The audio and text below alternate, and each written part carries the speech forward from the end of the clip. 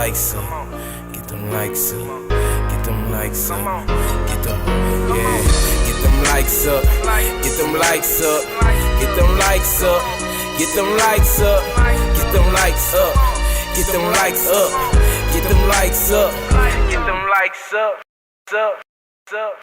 up. Welcome to another episode of Spinning the Block. I am Carly-Ann Chiffon, and I am here with... It's your boy Derek Demure. And it's your boy DJ Designs. We don't make the headlines. We just debate the headlines and get them to you straight. And this episode is brought to you by Hughes VOA and D's Totally Tees. And today we have a very special guest joining us. Hogg Booma will be in the building at 8 p.m. But before he gets here, we're going to jump into some topics because there was a lot of crazy stuff going on this week. So let's go ahead and start off with Sauce Walka and Sayso P. I know y'all talked about this last week when the shooting happened, but since then, the video has been released. So let's check that video out real quick.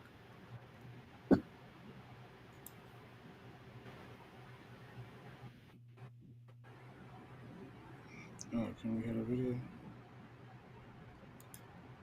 Here we go. My internet just trash right now for some reason. So it didn't have any sound, but you could see the shooters jumping out of the car. Mm-hmm. And I also have a video where they had stole the car, ain't no doubt about that. And then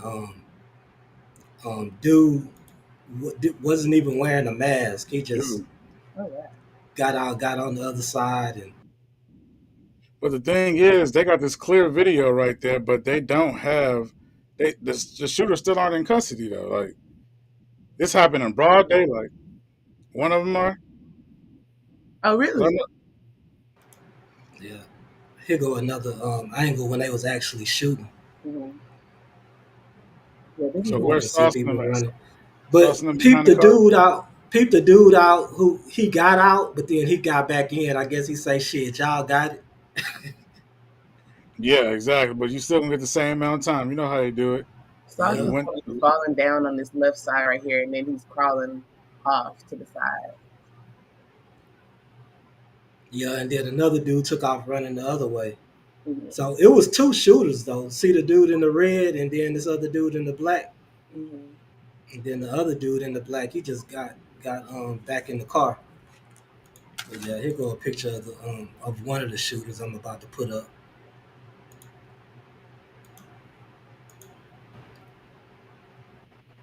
They got him Yeah, but I don't think they caught him. They said he was still missing. Oh, they said he was still at large? Yeah, still at large. They said they still looking for him. But he did the crime without the mask, unless they found him since the last time I've seen the news. But yeah, I'm like, dude, just popped out broad daylight, didn't rob him, didn't take no money from him. What exactly did he want? What they wanted from him? Some deeper. Yeah, they said he had Plex in the city, so I don't know. I mean, that's what Sauce Walka did an interview on it too, and he was like, do I have that? I don't think I put it on here, but he was just like his problems. Actually, he was double talking because he said something about when he joined the crew, his problems became, Sauce P problems became his problems, and then that's why they all mobbed together and things like that. But at the same time, he was saying he wasn't going to retaliate because, he still don't know what it was about, and that was before he signed with TSL. You know what I'm saying? Mm-hmm. My point is, you can't double talk that. Either you're going to slide with your homeboy if you saying his problems become your problems, or you're going to look at it like a business and just say, I can't get into no fuck shit because I'm a millionaire. I have a business to run. You know what I mean? And it's business at the end of the day. Well, I don't think it was double talk because, like, what he was saying, what kind of made sense. He's like, I could have retaliated on these dudes, but these dudes spared my life. Like, they could have ran down, they could have did what they did to Sayso P, but they recognized who I was, and they spared my life. So it's like, Sayso had some shit going on, and dudes understood to separate that. So I'm gonna go ahead and separate that. That's what it seemed like he was saying to me. So basically, it was targeted. Oh, it's definitely targeted. Yeah, but it's like definitely targeted. You didn't take nothing. You didn't take no jewelry or nothing. Yeah, that's what I thought. Whenever I seen it at first, I was thinking, okay, like it's a robbery because it's broad daylight. Like, that's crazy to do that in the middle of the day like that. But if it was just like, oh, they was specifically coming for say so, it makes more sense why Sauce Walker just got hit in the leg and everything like that. That is crazy. Yeah, But like the social media stuff afterwards, like Sauce Walker has been like, talking about say so a lot on social media since it happened. But I don't know, like to me it kind of seemed it's been seeming a little insensitive in some ways. Like I agree. I agree. That's a real take on that. Yeah. I haven't been liking it. I don't know. Have you been Yeah. watching yet? Okay. Yeah, I seen some of the stuff, and he doing his pimp talk and everything. I'm like, it don't seem like you mourning somebody right next to you just got shot and killed. I would have been like, I mean, he do say RP to his dude and everything, but it's still in a joyful way. Hmm. But I did see him say that he's seen a lot of niggas die. He can't cry or something like that, and it's like, I guess he's seen a lot of it. He's desensitized to the max, and I guess he's blessed to be alive, so he's celebrating. It's just, it's very. You can tell that lifestyle is, you can get very desensitized to it. Yeah, because it was like last night, or I think it was yesterday. He was telling everybody come out to the strip club. It was like, come out, we finna celebrate life. I'm like, I get it, but like, I don't know, man. It was kind of crazy. I mean, that's the reality of it, though. And another thing that I want to bring up is his mom. You know what I'm saying? I mean, you could be the nicest guy, the most respectful guy in front of your mama, but that doesn't depict what you do on the street. You could be a savage in the streets, but your mama thinking, that's my baby. Every time he come around me, he respectful. You know what I'm saying? He lovable and all this. So you don't show that side to your mama. She don't know that other side of you that's in the streets.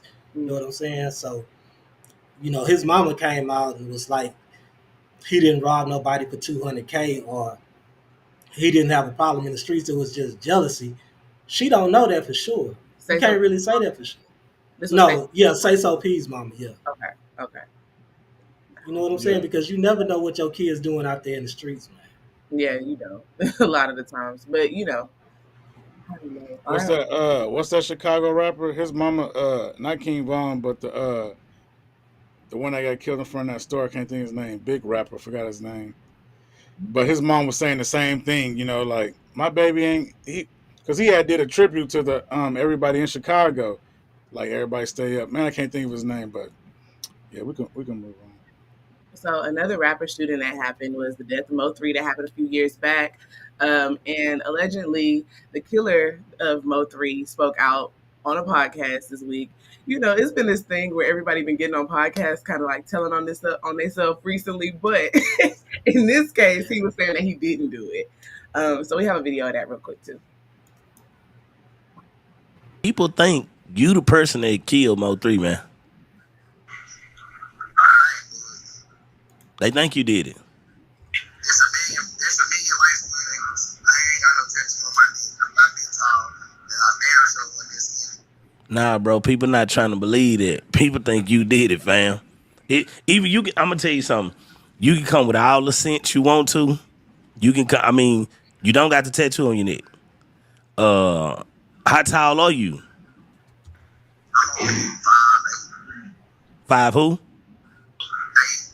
5'8". Okay. Well, yeah, the guy was a little taller in the video. He was taller than 5'8". I don't know, man. You still his skin color. That's what people gonna say. You still his skin color. Well, we're gonna see what the court say. I ain't got nothing to say on that one. I know what I didn't do. So, okay, so if you didn't do it, what are you in jail for? I'm in jail for guns. You in jail for guns? Guns, money laundering, drugs. You know what I'm saying? I'm in Vegas, not in the States. Okay, so Mo3 case is a state case. Yeah. So you in the feds. Yeah,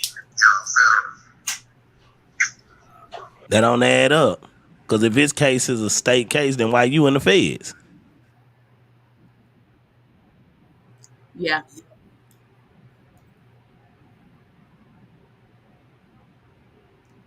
All right, so hold on, y'all. We got Hogg Booma in the building. We finna bring him up, but while we waiting on me to set up that screen, what did y'all think about what Mo3 alleged killer was saying? Man, I don't know. Whenever I seen this video at first, I was like, "Yep, they got him." That man looked just like the man on that video. But whenever he was explaining, like, I'm shorter than this, I don't have this tattoo and all of this, I was like, "All right, okay." I'm like, maybe you making some points here. People can look like each other and stuff like that. But they had pictures of them in the club together and everything. You also in the club with Yella Beezy and Mo3 at the same time. It just kind of don't look the best for you, my boy. I don't know. Just and you in jail for guns, but you're trying to say you're not a shooter. That's kind of crazy.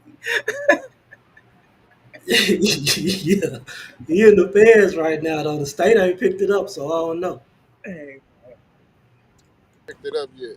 He you say say he yeah. in jail for guns. That was. Man, we got Hogg Booma in the building. What's up, Hogg? Man, I'm just chilling, man. What it do, y'all?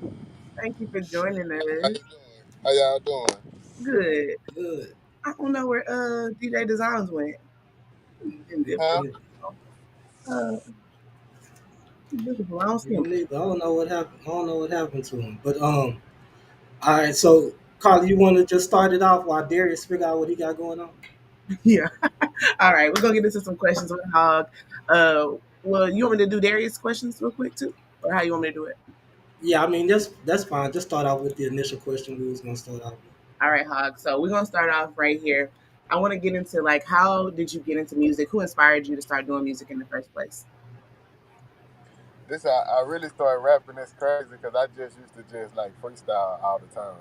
Really? As a kid, like just growing up, I just used to just freestyle. But my first time ever recording, Bush Show had it was me, Bush Show, and my uncle July and Smitho. I was just young riding with them, and we had went to Bush Show house, and Bush just had like a little setup. This is Mhm. my first time ever recording like on something to hear my karaoke.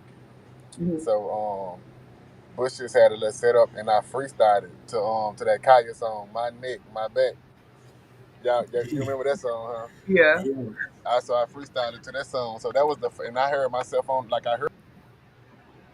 Hog going off on too. Damn. Right. So he should be right back. I don't know what happened, but um, damn, I didn't know that was his first freestyle either. Though. That's what's up. There go So Hog. There you go. there you go. All That's right, yeah. So and they was letting people listen to the song, and they was like, "That's Lil Hog, he ate it." Mhm. So I just started rapping, and then I just started rapping, and I always just wrote stuff down, and it went hard to me, and I just felt like it'll go hard with to everybody else. You know what I'm saying? So how old were you at that time? I was probably like I'm gonna say like 10, like Oh, 10. okay, you was young. You started off young. Okay. Your daddy used to come pick me up when I was 12. You really? I believe it because I remember when we got to Bay That's City crazy. that I was 12 years old. Your daddy used to ask my mama, could I go with him? go rap. I was 12, going on 13. I seen your son rapping recently on Facebook. How you feeling Oh yeah, about that? You excited about getting him in the field yeah, rapping? yeah. I had took him to the studio last night. Mhm. Yeah. Yeah. So Yeah, I how? seen that. Go ahead.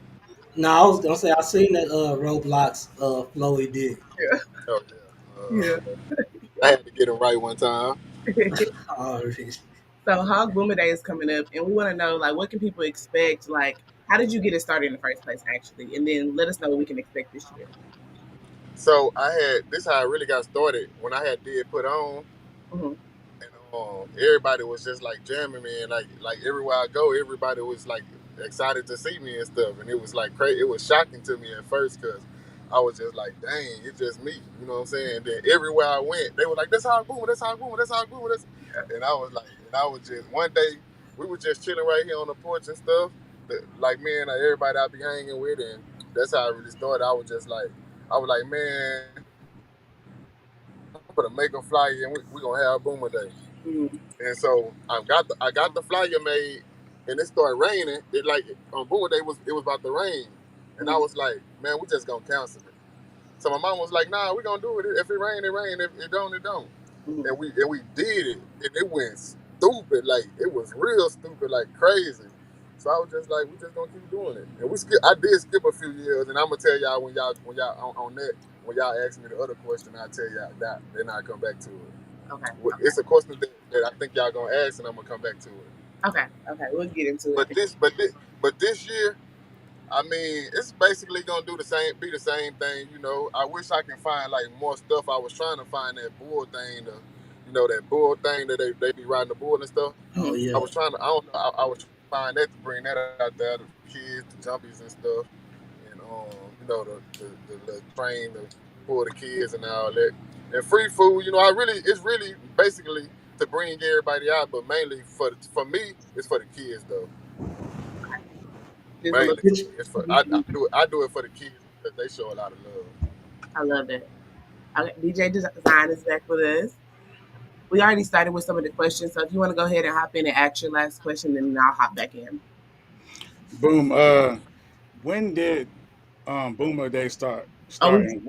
we just did Oh, that y'all one. said that one already? Mhm. Okay. I did want to know. I already know that you got Rare Money and Quiet Money on the album, which was fire. But what made you want to bring these other artists to Boomer Day? And like, why'd you choose them? Oh, so the reason I brought like Sente, my cousin Maya, Trinity, and I don't know who else. I think that's it with them on there, right? I think so. Yeah. But I got people that's on a. I got people like basically that's been like out for me. Cause Tristo, he never charged me for a feature. You know what I'm saying? Quiet Money Dot didn't charge me, Hey, I think he going out again. and he never gave me like bad vibes or like how a lot of people they'll rock with you, then they'll stop rocking with you. Yeah. They won't mess with you no more, or they'll have something to say about you. Tristo never gave me that vibe. Like he Tristo is real money. He Mhm. always kept it 100 with me. Like and I always told him, no matter what, even if I ever get big, no matter what, you one person that can always get a feature from me, and I'm gonna always show you love no matter what. Mhm. Already. Quiet Money, man. Oh man. We lost him Oh, again. I think it's because of the weather in Bay City, though, y'all. So just bear with us. You know what I'm saying? yeah, man. Yeah, same over here. Having technical difficulties. I can hear the rain in the back too. I can see it on his window. It's all good though. We don't, chop it up so y'all can come back and see the full segment. You know what I'm saying? Without the interruptions, but Yeah. just bear with us for a minute. He'll be right back. Yeah. So, But Paulie, your question is next, huh? Yeah. Mhm. yeah, it's just the bad weather. That's what happened to me. I'm like, what's going on with my computer, man? You hopped out. There you go. Yeah. But yeah, Quiet Money was already like jamming me. I was jamming him before I ever even talked to him. But when Mhm. I finally talked to him, he was already jamming me because my cousin Mark them, they know him, Mhm. and he was jamming me already. But Quiet Money, he real solid. So like I reached out to him, and he did it off the love too, because I done brought him to Bay City already. Everybody already been jamming him already, even before I brought him. Mhm. But he just a real one. I feel like he a real one. He keep it real with me. I show him love. He show me love. So that's why I got Quiet Money. And Sente, he bought a feature from me, and before he bought the feature from me, I was telling him like, bro, 1,000, 1,000 ain't a lot. You know what I'm saying? Just think about it. You can, how people charging 20,000 and 30,000. Yeah. So 1,000 Facts. ain't a lot. And I was like, this 1,000, it's gonna get you in the door. It's gonna build a relationship with us. It's not gonna.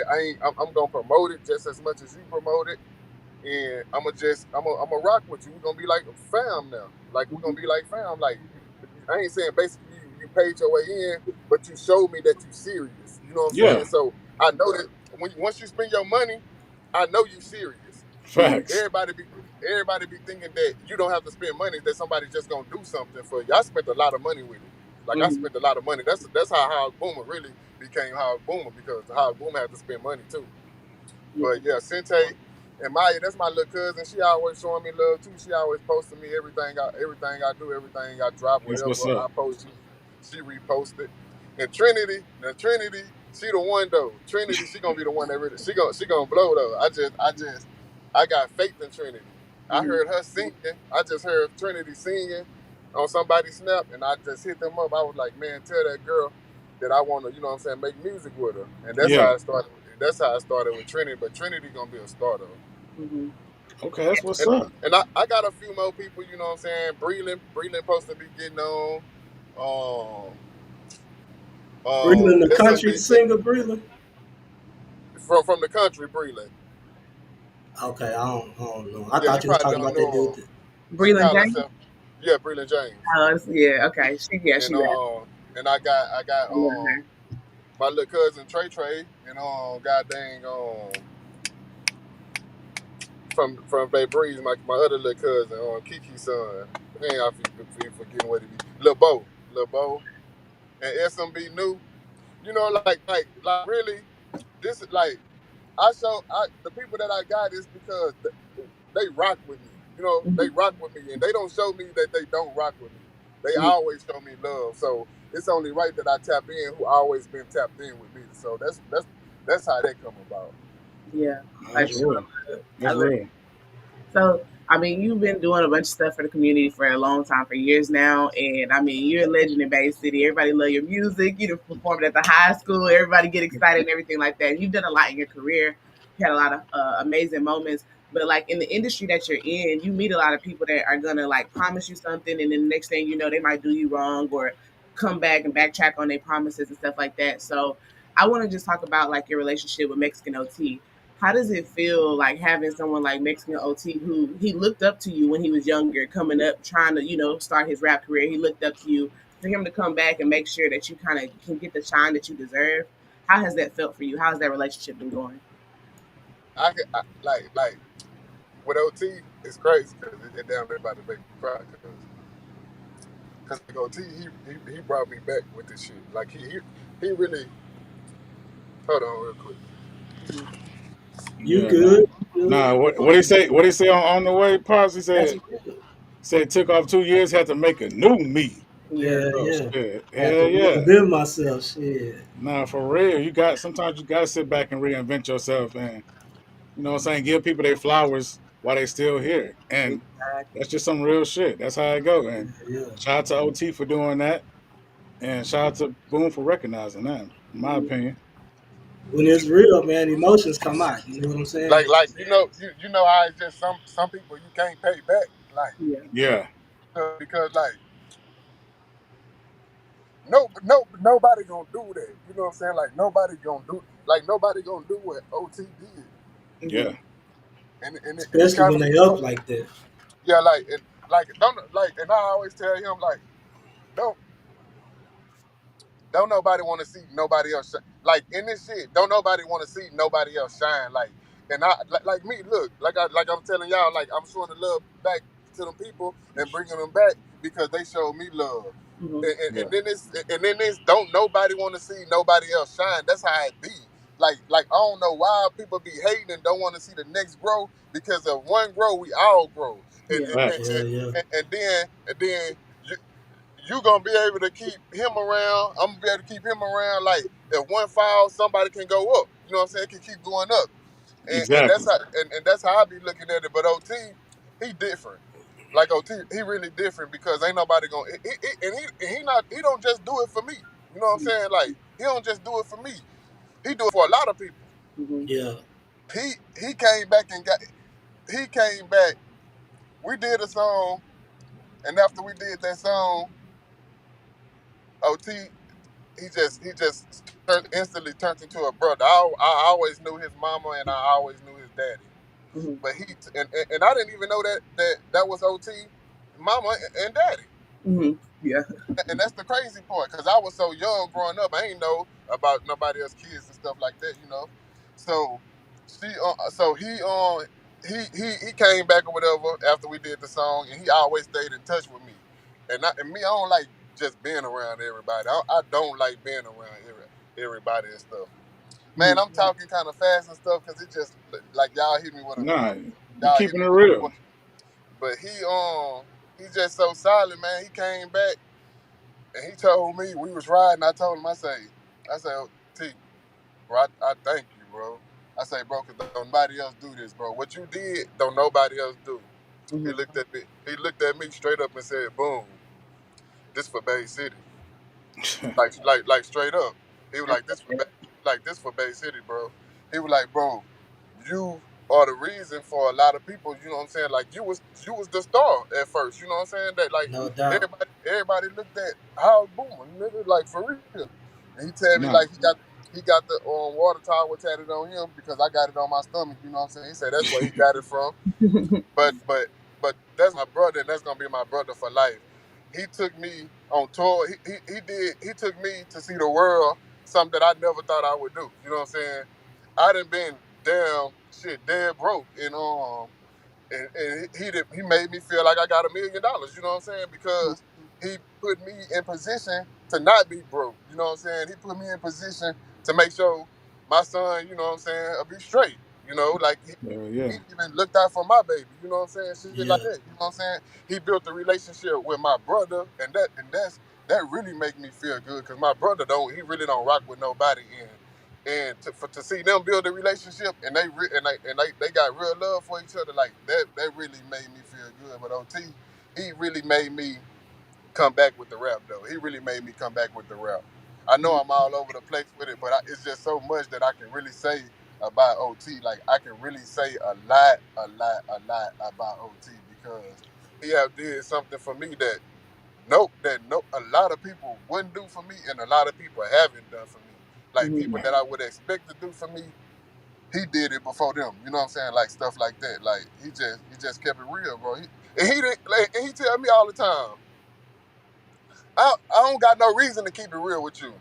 Like saying like being real, like I don't got no reason to keep it real with you. Like this is my heart. Like I'm doing this from my heart. I don't got no reason to keep it real with you. And that's real. Like you ain't got no reason to keep it real with me, especially when we first started off. Like you telling me, boom. I'm just doing what God want me to do. Like this what I'm doing. I ain't got no reason to keep it real with you. Yeah. But to me, and I always tell him, you keep it real. And he always tell me like, boom, like he'll blow me away. But I love OT, man. He the like I tell him, you the goat. You Mhm. the Yeah. goat because I'm not talking about the goat of everybody else. I'm talking about you the goat for us. Yeah. Yeah. Mhm. Some people might say, a lot of people might say, "How boom, it's you." Yeah, but you might feel like that. But I'm telling you how I feel about the situation. Mhm. Yeah. He the goat in my eyes for what he's done in my eyes. Mhm. Yeah. That's why I tell him you the goat. I put Bay City on the map, but you put Bay City on the map around the world. Mhm. Yeah.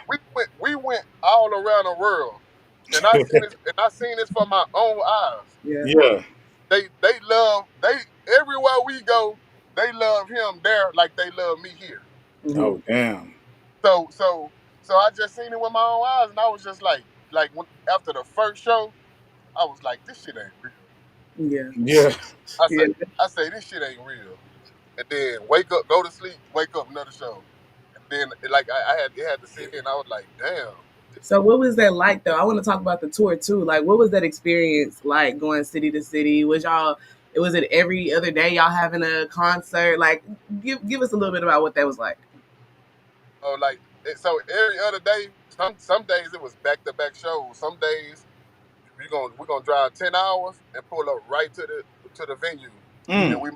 we might can take a shower, and it might be 3 hours. Some days we might pull up and it's go time. Mm-hmm. But the best thing about it is just like you go to all them different states and Mm-hmm. all them different cities, and just riding on the bus, like riding on the bus and you in a bunk the whole time, and you don't see the sometimes you don't see the road unless you go to the front of the bus and just sit in the front. Mm. Mm-hmm. But it's just crazy because it's just like flying, but you really on the bus, and you like, damn, I never thought I'd be on a tour bus. Like I'm really on. Like I watch this shit on TV, and I'm really like a part of this. Mm-hmm. Now I watch it on Instagram with all these different artists, and I'm like, damn, like the world tuned in to us right now. Mm-hmm. Fuck yeah. Just Hell like yeah. we tune, just like we tune in to the world, they tuned in to us right now. Yeah. And it's just like you see it on TV. Them chasing the tour bus and waiting outside on the tour bus. And all these cameras, like it's really that.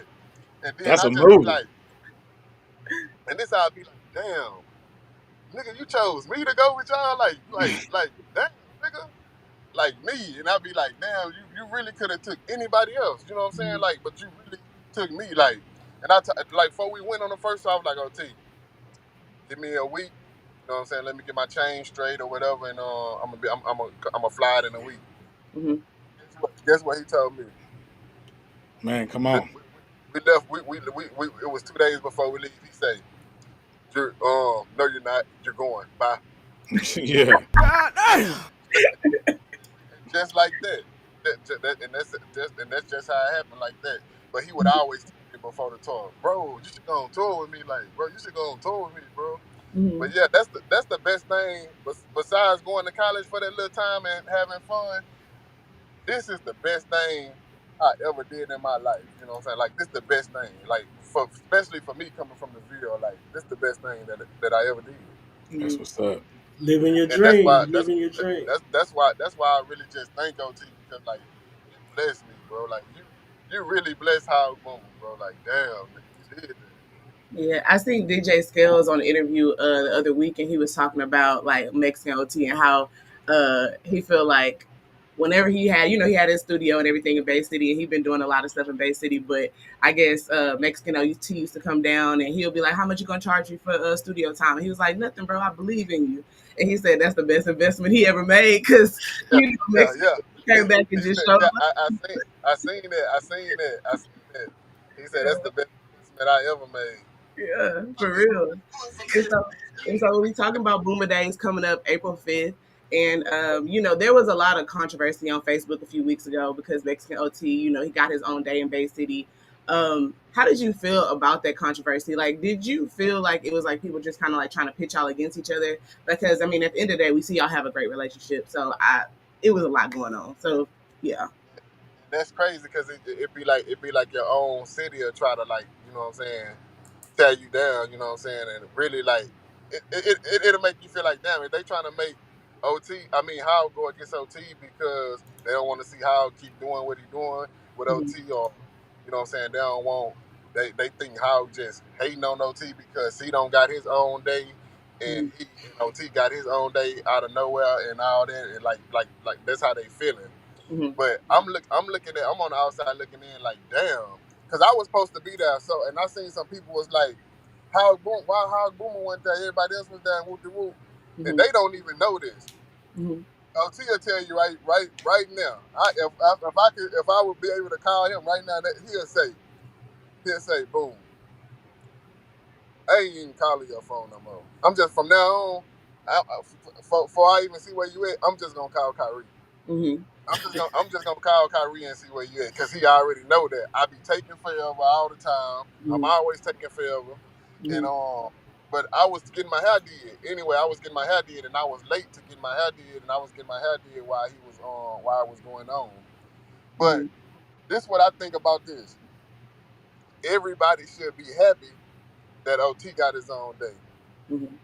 because it's all our day. If you Mhm. rocking with me and you rocking with him, it's all our day.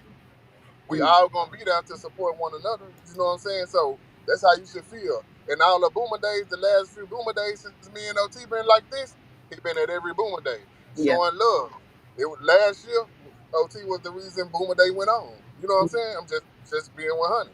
Mhm. And so I just be like, man, they should be happy for him. And I understand how some feel when they be like, well, Howard been having his own day and whoop de whoop.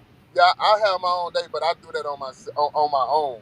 But Mhm. what I do kind of like feel like kind of a little bit bad about is, like, the best thing that I ever really got out of the rap, like you said, Mhm. Carly, is the pep rally to me. Yeah. That's really the best thing that I done just got. And shout out Rob and shout out Miss Grimes. You know, like Mhm. this the best thing that I ever got, really, from really, like, you know what I'm saying, like, Bay City type, like the whole Bay City besides like the hood type stuff. Mm-hmm. I done did a lot of videos and what I'm saying, songs and been on the radio a little bit and like I never seen Hogg Booma like in the newspaper. Like they never say Hogg Booma, you know what I'm saying? Like they they really we show us love, you know what I'm saying? We show, you know what I'm saying, like other than that, it ain't we ain't no more love. Like it's just crazy, but I feel like the OT thing is real big and it's special, and I feel like he deserve it because with what we do, nobody have did this. Like nobody have been over the top of over the world, all on MTV, and nominated for new rapper of the year and all this kind of All of stuff. Like it. so songs with what I'm saying, Lil Wayne, Post Mm-hmm. Malone, all it like from Bay City. Mm-hmm. Yeah. Somebody from Bay City that used to sit next to you in class that you probably thought would never be shit got a song with somebody that you grew up listening to. You know what I'm saying? Like something like that. Like that's how it is. And so you should be happy that this man got his own day. And Mm-hmm. another thing, and this one thing that I really be like hating when people be saying he not from Bay City. How old he not from Bay City? Mm-hmm. If your mom passed or your dad passed and that's who you stay with and you gotta leave, like when you 8 years old, you can't say, oh, I'm finna stay by myself, I'm gonna do this. Yeah. What Yeah. Yeah. how could how could you tell your how could you say something? How, you don't have no say so. You gotta go where you gotta go in the best place for you. Mm-hmm. So OT just he had to move. You know what I'm saying? When he moved, he just had to move. Mm-hmm. And he was still in Bay City though. You know what I'm saying? We talk about it all the time. He was still in Bay City. And I'll be like, damn, nigga, you was right here. I'm right here. You was right here. He was like, boom. I'm from, and I be naming everybody. He like, boom. I'm from Bay City. You know what I'm Mm-hmm. saying? And it be hitting me like, nigga, you really are from Bay City. Like, for real. Yeah. And so, okay, so now that you know that it's possible for us to get days in Bay City and everything like that, do you want to go apply for one? Because I mean, I do think you deserve your own day, but you know, it was just the I, craziness of the controversy the other week. to be real, I don't even, I don't care. I don't care because I'm be like, cause I'm from the Ville, and Yeah. then another thing, I can barely do what I want to do in the Ville. You know what I'm saying? Like, and Mm-hmm. this really what I put on for like the Ville, and I can get in trouble for shooting a video out here. You know what I'm saying? Mm-hmm. So I just look at it like this: when I'm dead and gone, they still gonna sing Hogg Booma somewhere around Bay City. You know what I'm saying? So they always gonna say Hogg Booma. You know what I'm saying? Like they always gonna play a song, or a kid gonna be like, he was from Bay City, or this or that. That's where Hogg Booma used to stay. Like you know what I'm saying? That's how I look at it. Like I'm me. If I don't never get that, I'm not gonna try to get that. Only Mm-hmm. way I try to get that is if they say I can't call it Booma. You know what I'm saying? Mm-hmm. That's the only way. But other than that, nah, I don't care about it. I did it. Oh, it's been 10 years. So Exactly. so I don't care. I don't care about it. I mean, like OT having it is enough for me. Mm-hmm. That's enough for me because shit, I'm with OT. Like so, it's cool with me. Like that's enough for me. Yeah. Yeah, that's basically what DJ Designs was saying. We was talking about that when it was going around on the internet or whatever. DJ Designs was saying it's already official in the hood, so you know it don't matter if he You get an hear me? official date to Yeah. them. We Y'all can. can hear me? Yeah, we can hear Yeah, you. can you hear me?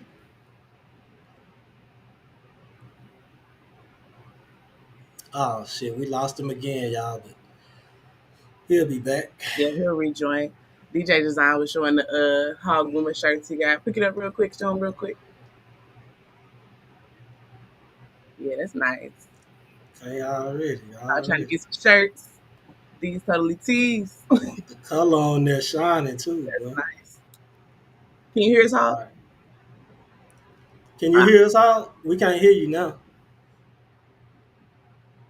I don't think he can hear us. Hold on, let me see. You about to Nah, so, rejoin it. yeah, yeah, he'll be right back.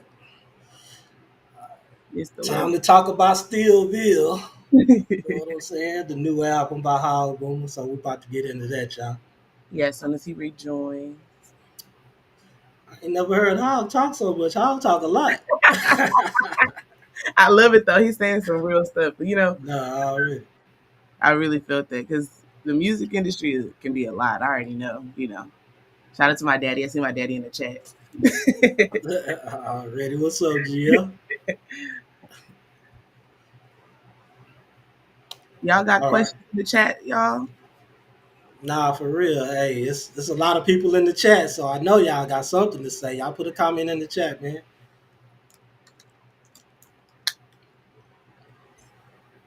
While we wait on Hog to get back.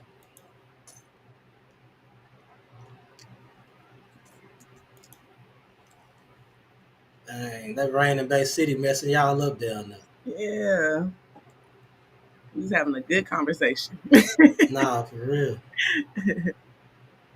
I'm happy we did it though, because I wanted to see his side for real. Like, because he kind of, when everything was happening, when we were talking about it, he just kind of, he ain't really say too much, just left it up to people, just, you know.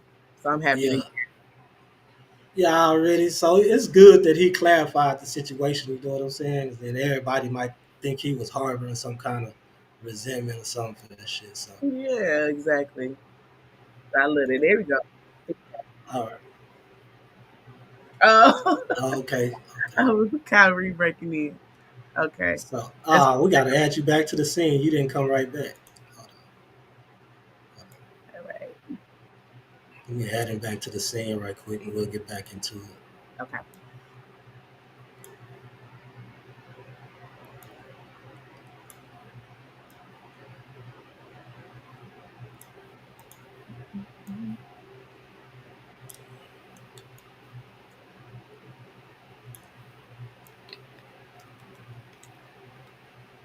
So I'm just gonna do it like this so we can get back into it. Okay. There you All go. right, here we go.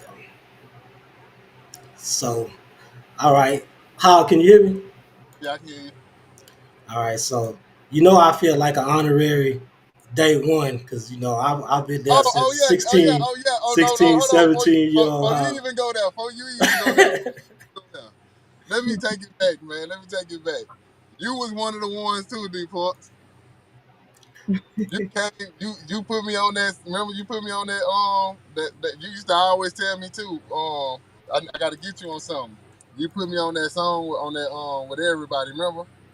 Oh yeah, that's South End, Texas or whatever. Yes, I But text even you. You put me on e- that, and even before that, remember you, Marley, Smitty, Chaz, Lex used to come to the apartment. You know what I'm saying? Y'all was like 16, 17 years old when we was in Palm Village. oh yeah, yeah. I used to drive on the backside. Yeah, On the already. backside, I recorded damn near whole mixtape over there. Yeah, yeah. On the backside, I recorded when my brother first got sick. I recorded that song over there. Remember, I recorded the song about him. I think I recorded. I got Michael White I slowed up, chopped up. I know you did I think we swag recorded. school. I remember that. I did Swag School. I did a lot of songs over there Yeah, on yeah, the backside. On the backside of coming on that backside in the backside apartment, I used to drive the blue and white car. Yeah, yeah, yeah, yeah, yeah. Now I was just crazy. saying, I feel like I'm an honorary day one. You know what I'm saying? I've been there Yeah, since for real. 16, 17. But Yep. what I want to know is, like, you went through a phase where you weren't dropping, any music. You even said it on the song "On the Way," which is my shit off this Yep. Still Vill mixtape. So, what was the deal with that? Like, was you frustrated because you didn't think things was going how you thought they should, or was it writer's Everybody, block, or what was it? everybody, everybody know how Boomer. Everybody know the main problem how Boomer got gambling, man. I picked up poker. I ain't gonna lie, when I picked up poker, poker destroyed me for like some years straight. Like poker destroyed me. I'm talking about not even just from music, from my family, from my son. You know what I'm saying? From my house, like it destroyed me. Like Damn. it really took. That's why I say on Gangsta Cry when I say 2019, I said I had to hit myself on top of the head, like wake up. It started off by losing the money I saved up, and none of this shit I be saying is made up, like, cause it's for real. Like I was, you know what I'm saying, I was having a little money. Me and Marley, you know what I'm saying, me and Marley always been together, you know what I'm saying, running the streets. We always had a little change unless we was gambling. So Yeah. Me and Marley had stopped gambling for. We had promised ourselves we was like a whole year straight. We not gambling. So we didn't gamble for a whole year, and that's where you can see when I'm on the beach when I shoot the Uber everywhere video, with damn near 30,000 40,000 on the beach. You know what I'm saying? Like I was just on a major run. You know what I'm saying? I was just going, and and round a little bit after that time, they had Oasis. They had the club over there by K2 open. And we used to go in there I used to go in there with Marley. We used to always be chilling, but Marley be playing the machines right where they playing poker at. And I always used to tell like Pop Robert Johnson. I used to always tell them niggas I never play poker. Like he used to deal, lead a dice game and go deal. I used to be like, you going to the poker game? He would be like, yeah, niggas, motherfucker gonna make money. And I was like, you tripping? And I always tell him, I say, nigga, I never play poker. And they always fuck Pop up, and Pop was like, "Boom!" You used to always tell me you never play. So Marley used to play the machines, and I used to watch them, and it used to be bored.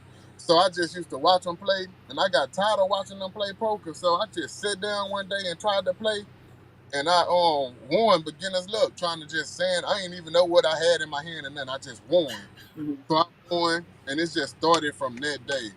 And everybody used to be like, "Boom, you a gambler. You really gambling. You don't need to play this." And I bullshit you not.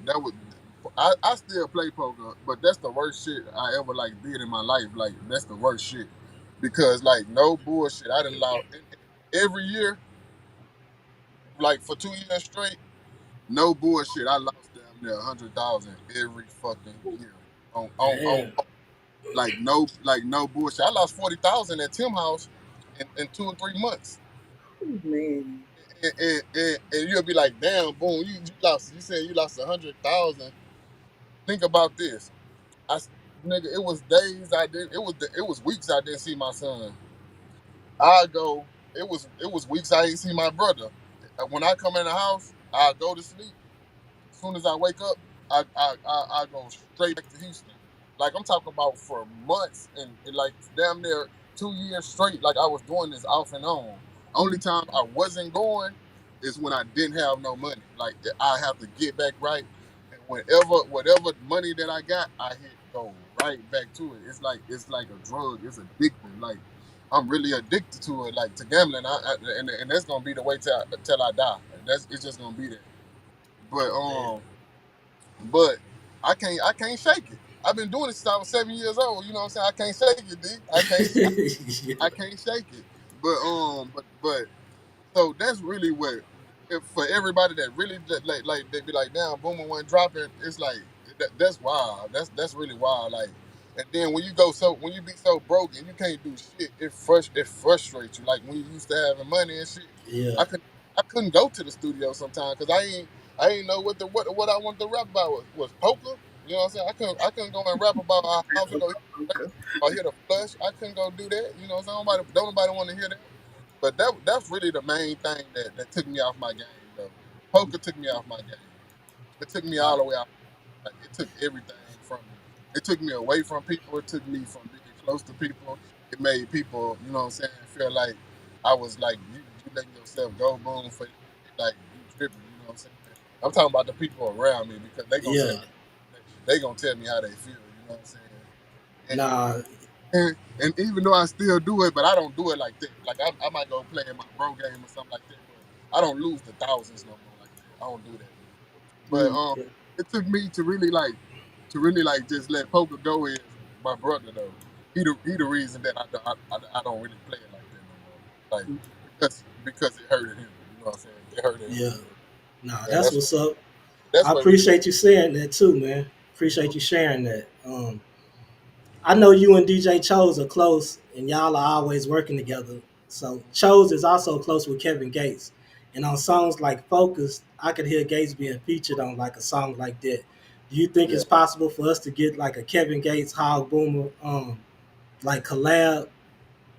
You want to know what's crazy? Cause like being with OT with the music, anything can happen. You know what I'm saying? And No, no OT doubt.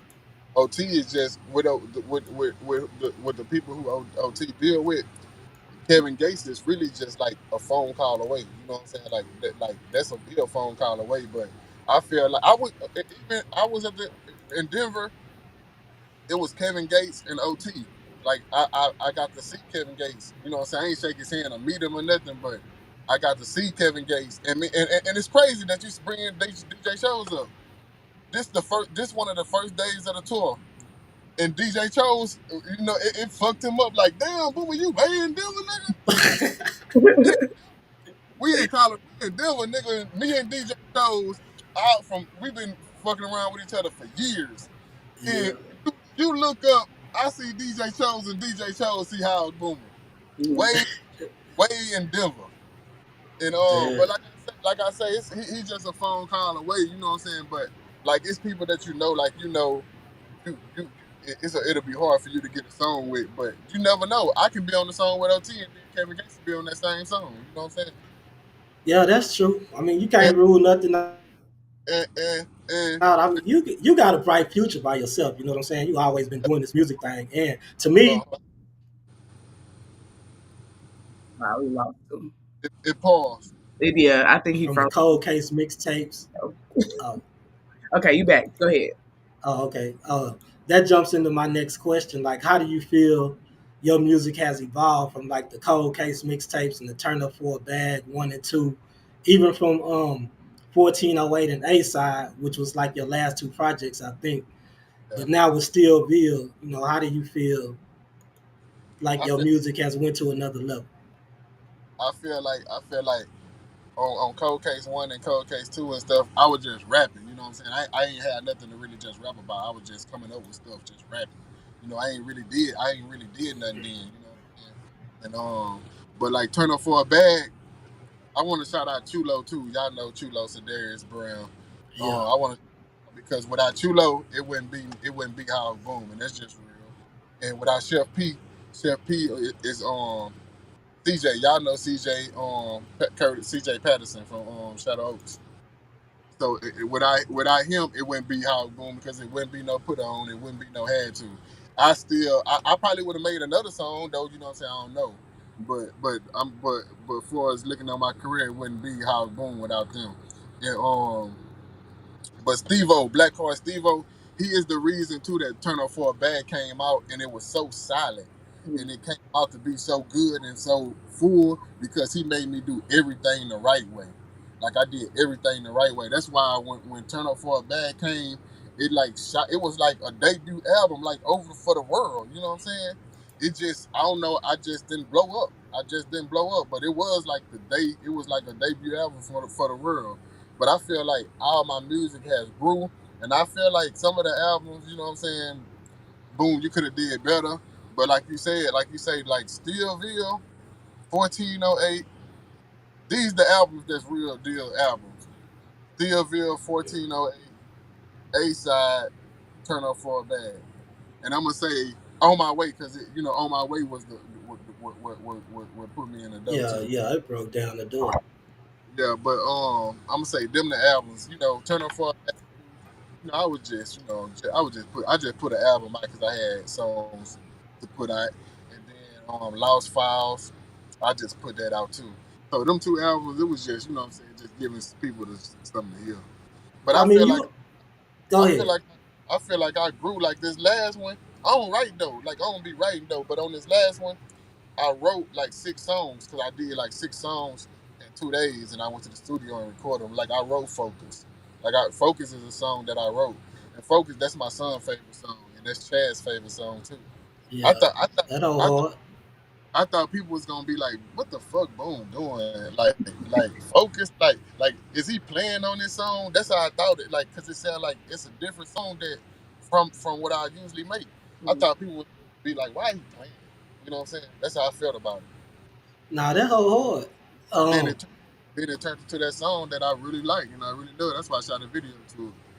you always talked about like struggling and pain and stuff like that. You know what you going through or what you done seen in your life. So I was just wondering because this like songs on this album like Pop Your Shit, Wait, and it was another one on there. What was it? Big Brother. Those Uh, seem like more personal. You know what I'm saying? I mean, I know you had the song about your grandma and stuff like that, and like I said, you always do songs about the struggle. But these just seem like real personal, especially when you got into Wait. I guess it was about 6 to 8 bars in, maybe when you start talking about niggas switching and stuff like that. It just felt like you had some shit on oh your yeah, chest that you needed to get out. yeah, because like a lot of people look in on the outside too, you know, from the outside too, and y'all know y'all we didn't you didn't seen us in front of the truck 50, 40 deep, you know what I'm saying, shooting video. Yeah. So and you know like that's just this why I say when it comes back to people being on Boomer Day and all that on the show, it's because I feel like damn, them people don't even know me and they show me more love than everybody. And then it's people that go against me. You know what I'm saying? I don't like me. I don't like, and y'all notice this. I don't respond to people or none of that. Like I don't get into it with people because it's just like, damn, what I can't whoop everybody. I can't kill everybody. So that made me like I don't want to argue with nobody. I really don't want to get into it with nobody or nothing. You know what I'm saying? Like I don't want no beef with nobody. But it's people that really that real life go against me, and I know them. You know what I'm saying? Hmm. And it hurt me when I see somebody else that was right here that started with me, and then you with somebody else that's really going against me. You know what I'm saying? And Yeah. Hell why I yeah. say it was supposed to be the Ville. Niggas started switching up. I ain't lying about that, bro. I ain't never go to be with nobody. I'm just being real. I ain't never go to be with nobody. Everybody came to be with Hogg Booma. You know what I'm saying? I got my few day ones that I always be with. You know what I'm saying? That I'm a call. But everybody came right here with Hogg Booma in. Everybody was right here on Hogg Booma steps.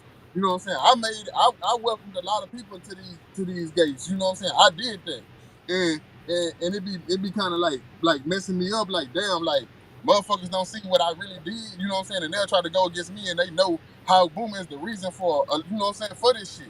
Like nigga, like who wasn't looking up to Hogg Booma? Who wouldn't want to be Hogg Booma? Who wanted to see the money and all this? Like who look Hogg Booma motivated a lot of people. Like I made people want to do this shit. And it fucked me up when I see a nigga that was right next to me in my videos, in my house, you know what I'm saying? Like at my shows, in my car, when you with somebody else and you going against them, going against me and you with them, and that's what I mean when I say it's supposed to be the video, niggas started switching up. I ain't gonna switch up on my niggas, bro. I'm not gonna fight my niggas because if I fight you, you not my nigga, and we don't need to talk no more. Mhm. Why are we fighting with niggas? If I fight you, I don't want to be cool with you no more. I Oh don't care yeah. who I don't care who you is. I don't want to be cool with you no more if we fight. And that kind of like tore us down. You know what I'm saying? Like a lot of bullshit tore the squad down. A lot of bullshit. It's like I said, it's really supposed to be the Ville. Nothing else. It's just supposed to be us, bro. We was all one. Nobody was never bigger than the other one. Nobody looked at it like we was bigger than the other one. If you did look like like you was the one, that means you was never supposed to be in that circle as it is. And we don't, and like right now, we don't got nobody. I don't got nobody in my circle that's feel like they better than anybody. I ain't no even though this little rap shit and this little fame came from the rap, and I done had change and shit. I ain't never looked at down one of my niggas like I was better than them because I feel like my niggas is my niggas, and I love them like for everything that they done done for me and held me down through a lot of shit that I've been through. But if you switch up on me, if you switch up, it's fuck you though, and it ain't nothing to get. Like I don't got no I don't got no beef with you, but it's like fuck you. Stay where you at. You know what I'm saying? Don't fuck with me no more. Just leave it like that. Like if you reach your hand out and you try to dap me, I dap you up. But if I feel like you did something too much wrong shit to me, I won't even dap you. I'm not even dapping you up no more. I ain't going against my nigga for nobody else. Mm. That's what really That's broke the. real. That's what I mean by that. That was supposed to be the real nigga started switching up. Yeah, nah, I just noticed that in the first part of that in that song. And I was like, yeah, he had some shit on his chest that you know what I'm saying? You it seemed like you just had to get that shit out. But the whole album is fire. It ain't no skips. Yeah, I You know what think I'm that saying? I think this was one of my best albums right here. I think to me this was like one of the best ones. I came with it, but like the only thing is that I dropped it and I just knew it was hard, but I ain't just I still can push it though. You know what I'm saying? I ain't push it how I was supposed to, but I'm still gonna shoot my videos, and you know what I'm saying. I'm still gonna put it out and put a little money behind it whenever I can. You know what I'm saying? Yeah, already. Nah, that's what's up. But, Definitely. but and then like this album too, it made me go hard because I lost my pops last year Yeah. in the month of March, and like you say that song "Wait" is like really dedicated to him because like he changed our life. Like you know he made sure that we had life. He made sure that my mama and us had life. You know what I'm saying? Mhm. Yeah. Like losing him was like like like really a big hurt on our life. You know what I'm saying? And I really like dedicated really that album to him too. You know what I'm saying? Like it made me go hard. The album is definitely dope, man. Y'all go support Hogg Booma. It's on all platforms, so you know what I'm saying. Whether you viewing it on YouTube or grabbing it off of Spotify, Apple Music, or whatever, you got to go get it and listen to it. I'm telling you. Y'all should have been had me on here, man. Y'all should have been had me. Y'all should have been told me to get on here, man. Yeah, I'm No, happy. we was just waiting for the right moment, though. You know what I'm saying? I'm so happy you all. Hey, it's some songs that I need you to put on Apple Music too, because I mean, from yeah, They be hitting me up all the time about this. Like Shayla yeah, just and she was like, "How you need to put had to it? I mean, not had to yeah, other songs." And I'm like, "Damn!" Like I just had to tell. I don't even know how to do it because really I don't be having the songs and just do it like I don't know. And then with all my accounts and stuff, really I only got my distro account. I be forgetting my password on everything. we gotta figure it out because I've been wanting the album that had to and all of it. Like I've been wanting to have songs downloaded to my phone for the longest, and I can't download them because you don't got them on there, Hog. So we gotta figure that out. I see your daddy too. He popping it again, and I like that. Like even your daddy like. He one of the realest that I met in this too because he would always give me game. And like I say, ain't nobody coming to pick nobody up, you know what I'm saying? Mhm. And kinda I was 12 going on 13 when GF used to come pick me up. And Yeah. GF so that means somebody believing in this little ass kid, you know what I'm saying? Like damn, like they he really believing in me, you know what I'm saying? And he helped me, you know what I'm saying? Every time G see me, he give me game. Like y'all, Corley, y'all was little bitty kids, you know what I'm Yeah. saying? And it's crazy because I watched y'all really grow up. And your Hmm. dad, he like a big bro to me. You know what I'm saying? Like that's why he on the mixtape. You know, I'm like G Yeah. gotta come out. G gotta get on this. G ain't asked me. I say G. I got one for you. I've been having this song, and I'm like, damn, I can't get on. Like I made the hook. I was like, I can't get on it. Like I need something else. So I hit G. I was like, G, I got one for you. G pulled up on me one day. He said, I finally got it. He had two verses. He Hmm. ate both of them, but I say Hmm. G, the one right there. But like your daddy, Carly, like he a big part of the Hogg Boomer too. You know what I'm saying? Like he give me game. It's stuff that I didn't did because of your dad, you know what I'm saying? And like I watched him with it, and your dad, like he a real good artist, like he really hard, Yeah. and I appreciate him for that, you know what I'm saying? Like I appreciate him. It's much love to Nah. G. Yeah. I was. Shout out to GF because my bad. Shout out to GF because he did drop a hard one out there. And why Yeah, I say you been getting taxed because you got it from hey, the middleman. my manager hit me. He say, "Boom, I don't know the old school, but that's the hardest one on that right there." That's what I was telling you Already. earlier. I love seeing your son rapping because I remember when I was little, my daddy had me in the studio rapping too. They didn't know I used to be a rapper back in the day when I was a kid. I used to be a little rapper. So so I love seeing your son doing that and everything. And shout out to you. You got a lot of great things coming. I'm excited to see you really just like keep going hard. Everything you got with Mexican OT. If y'all need some PR or a podcast producer, y'all come call me. I got 'Cause, you. I got you. I yeah, got I you. love it. I love everything.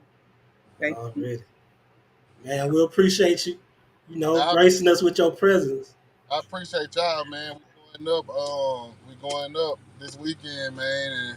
And whoever tuned in, if you free, come rock with Hogg Boomer. Come eat. Tell the food right now. You know what I'm saying? Come have fun. watch a few performers, you know what I'm saying? And I want to let everybody know this too. I love everybody, man. I got love for everybody. It ain't no hate. It ain't no hate in my, it ain't a hate bone in my body, man. I got love for everybody, man. I ain't got no problems with nobody, man. You know what I'm saying? I just want to wake up, be happy, you know what I'm saying? Live, man. And I just want to see all of us make it, man. No matter if you don't like me or whatever, you know what I'm saying? We don't talk no matter what, bro. I want to see you and you and you and you and you and you succeed, bro. Like real talk. It ain't nothing but love from me to everybody. Real talk. I love that. April 5th, y'all go show love at Hogg Booma Day. Whole community come out, have some fun, get some free food. You know, it's going to be a good time like always. So thank you, Hogg, for joining us. We're going to get into some more topics in a few minutes. Well, actually, in a second. We've got a lot of topics still to talk about for the week.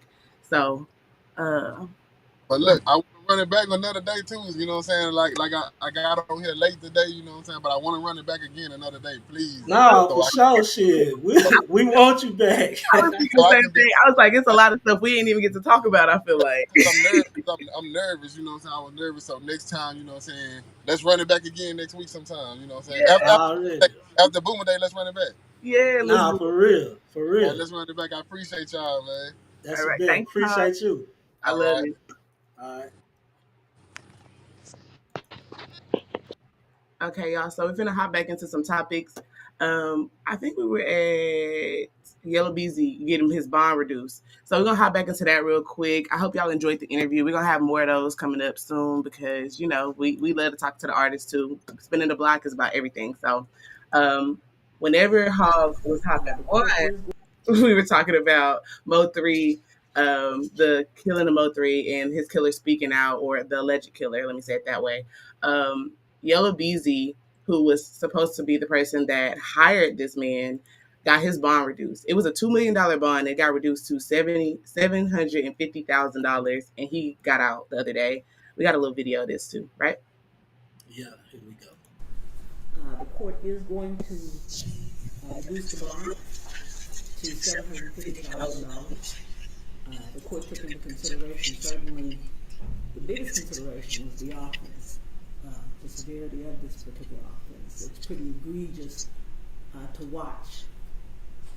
But included on that, I want it to be very clear, Mr. Conway, that you are to have no contact, direct or indirect, no threatening or harassment of any victim, witness, co-defendant. If it's you or anybody on your behalf, there's going to be a problem. Do you understand that? Okay, you all can stand and talk. So that's going to be a concern. And then I want to make sure that you provide the court with correct information regarding your person of contact, because basically this affidavit seemed to be your way of saying forget y'all. I don't want you to open your mouth. Yeah. Seemed to be your way of saying forget y'all. So you need to provide correct, accurate information regarding who is your person of contact should there be any type of problem. I hope that you're taking this seriously because your responses in this affidavit kind of indicate that you're not. You understand me? Okay. She said, I don't want you to open your mouth. That was the funniest part. Okay. What y'all think about this? DJ, go ahead. Oh, we can't hear you. Oh, yeah, we can't hear you. The technical problems today, man. This weather is messing us up, y'all. It's not like this every week. For real. But I'll step in right quick. I was going to say, Yella wrong as hell for having his 70-year-old grandma up there speaking on his behalf. You know what I'm saying? Like, you should at least put your mama up there or something. Why you got your 70-year-old grandma up there? I do get it, though, because she used to work for Dallas County. Mm-hmm. So I know that's why he put her up there, because, you know, she got relationships within that courthouse. And I'm sure she didn't work for that judge before. So, hey, let's put my grandma up there. Maybe they'll show me some leniency because they know her. You know what I mean? But at the same time, you putting this 70-year-old woman on the stand to lie for you. She didn't lie. But I'm just saying, you put her in a situation where either she was gonna make it look good for you, or she was gonna make herself look bad. Mhm. I mean, at the end of the day, can y'all hear me? Yeah, we can hear Yeah, you. At the end of the day, it's not like he putting her in a situation. Yella Beezy is the breadwinner of the family, so you got to get up there and you got to do what you got to do for so certain things can keep going. Especially if you feel that your grandchild is innocent, the family have to work together in unison. And I mean, even if he is guilty, if he's not guilty, at this point, you got to do what's best for the best outcome for the breadwinner. You don't want all his money getting spent on bail when he has kids and he has bills and other things to be taken care of. So I feel like she just did what she had to do for the family, in my opinion. I feel like you got to do what you got to do sometimes. I know if something happened, and my grandma will go up there for me, and my grandma about 80. Yeah, Miss Lonnie, Miss Lonnie get up there. She'll go up there for me. So I mean, at 70, I mean, I get what you're saying. Like, why are you putting your grandma in this? But if she got connections, and it's like the sympathy card for having somebody older up Oh there yeah, getting out of their bed, I would have did it too. We got him out of jail. It got him. it showed. Shout out to the grandma, man. She did that though. Shout out to yeah, she grandma. did. Yeah, she got his bond lowered. You know what I'm saying? Something that he could handle. Well, I guess I'm not gonna even say he could handle. I know he didn't want to come off all that money. You know what I'm saying? So Mm-hmm. he stayed in there, uh, doctored his records to make it look like he didn't have this and have that. You know what I'm saying? So I get it. I get it. But at the same time, I was just saying, like, putting your grandma in that type of predicament, man, knowing that she's 70 some years old. I mean, I don't know. It just didn't feel right to me. But so let's check out the video of the shooting, because and to me it's hard to watch, man. Okay. Yeah, that's why I showed.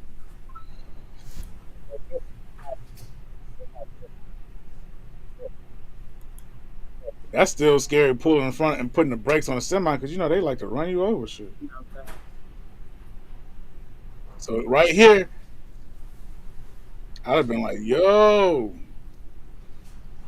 and then And he at first I walks. was, Why is he yeah, at walking? first I was, I never understood this part. What made you get out that car? Nah, man. I'm not getting out the car unless the tire's blown out. And then because look, he was going to the other side. He was going to the other side to get his gun. but look how fast that dude is. Like, dang, that dude was fast. I'm like, man, how you think you get away from? But nah, little dude was fast, bro. So it's And just then I was thinking, why didn't Mo? At first, when I first watched it, I was like, why didn't Mo3 just hop back in the car? You know what I'm saying, and drive off. But at the same time, I get it now because old boy was already shooting at him, yeah, so he really didn't have time to get back in the car and drive off. You got to think of all the shit that was going through his head at the time when he getting chased down by this dude getting shot that at. dude was Yeah, fast too, man. yeah, No yeah. reaction, no getting away, wide open. And then he put his own life in jeopardy to go kill this man because y'all on the interstate. Yeah, You know what I'm saying? that's what I'm like. Towards y'all. Wow, Does not return into the frame. crucial, man. That's But crazy. what we got? Yeah, so Houston has got a lot of crazy stuff going on this week. There is a couple stories we're going to jump into because there was is this like something playing in the background? I know, I hear it too. Yeah. Okay, so yeah, there's been some crazy stuff going on in Houston. This week, 3 teens were arrested for attempting to kill their mom because she didn't want to turn the Wi-Fi back on. They said this woman was running down the street. They had knives after her, hit her with a brick. It was a lot of different stuff. Let's get into the news clip real quick. 3 teen girls, all sisters, are accused of hatching a plan to kill their mother for not turning on the Wi-Fi. The Harris County Sheriff's Office says the girls ages 14, 15, and 16 chased their mother out of their home with knives. KBRC2 reporter Corley Peel is live from the Barker's Crossing neighborhood in West Harris County. Corley, what are you learning from neighbors? Zach, this neighborhood is filled with families, and we talked to several neighbors who said they heard yelling coming from that home where the teens live earlier in the day. Now, deputies responded to that home last night, and one neighbor even told me that a girl ran from that house asking her for help and to call 911. Investigators say the 3 teen sisters were upset their mother turned off the Wi-Fi, so they grabbed kitchen knives and chased their mom throughout the house and into the street, attempting to stab her. The mother was struck with a brick in the process. Deputies say the grandmother was knocked over while trying to protect the mom. Fortunately, they are both okay. A neighbor who asked to remain anonymous says she sees deputies and hears yelling coming from that home on a regular basis. Have you ever worried for your safety living across the street and hearing a lot of the commotion? Yes, that's for sure, yes. I don't even let my kids come outside because of them. Wow. All three teens were arrested. The sisters, they were all arrested and charged with aggravated assault. They are currently being held in the Harris County Juvenile Detention Center.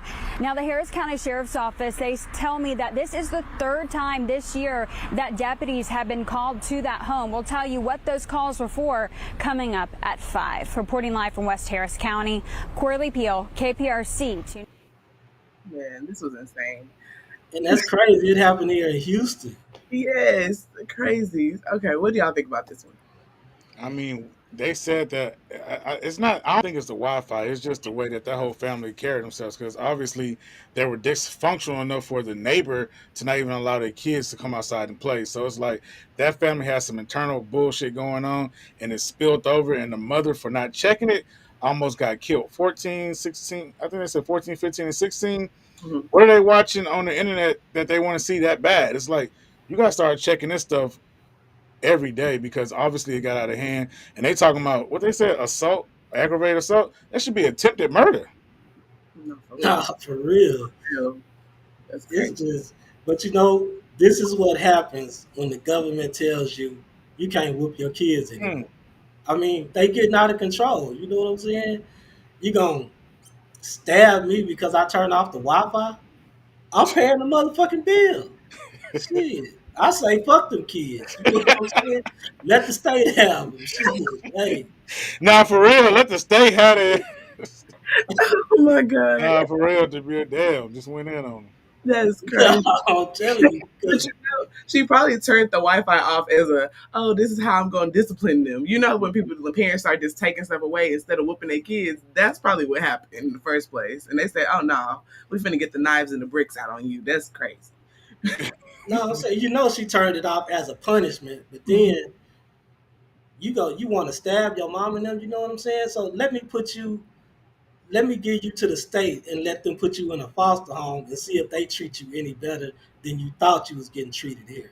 You know what I'm saying? That's facts. That's facts. I'm not about to try to rekindle. I can't even sleep with you guys around. I can't get no good sleep. You guys got to go, and maybe we can have a relationship when you turn 21 or something. You know what I'm saying? Facts. Sorry.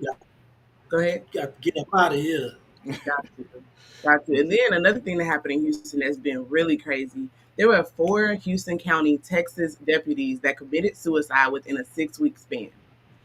They all were from the same department. And this is just sounding so suspicious, honestly. I mean, you know, I don't want to be insensitive about it because, you know, people are losing their family members. But 4 people from the same area is crazy. Also today, friends and family said goodbye to veteran Harris County Deputy Christina Caller. Her death last week was ruled a suicide. Caller is one of 4 current or former Harris County deputies who've taken their own lives in just the last 6 weeks. Harris County Sheriff's Deputy Christina Caller left home last week and was never seen again. Houston police issuing this alert, the 37-year-old found on the 13th. She had taken her own life. 3 days later, Maria Vasquez, who left the department in December, died by apparent suicide. William Bozeman, also a former deputy, died earlier this week. In just 6 weeks' time, 4 current and former deputies have taken their own lives. Man, what y'all think going on? Go ahead, Demir. This ain't just a coincidence. The feds should look into this. I mean, you got 4 deputies who look like they might have committed suicide within 6 weeks. This can't be just a coincidence. You know what I mean? If it is, there's a lot of internal problems going on in that department because I just don't see it. I'm thinking it's foul play somewhere. Mm-hmm. I wonder what the families are saying too, because I feel like that'll give you a clue more into like what's going on. Like when me and my mom was talking about this story earlier, she was like, I want to hear what they got to say because, you know, people know well, they feel like they know their family members to an extent if their family member would do something like this.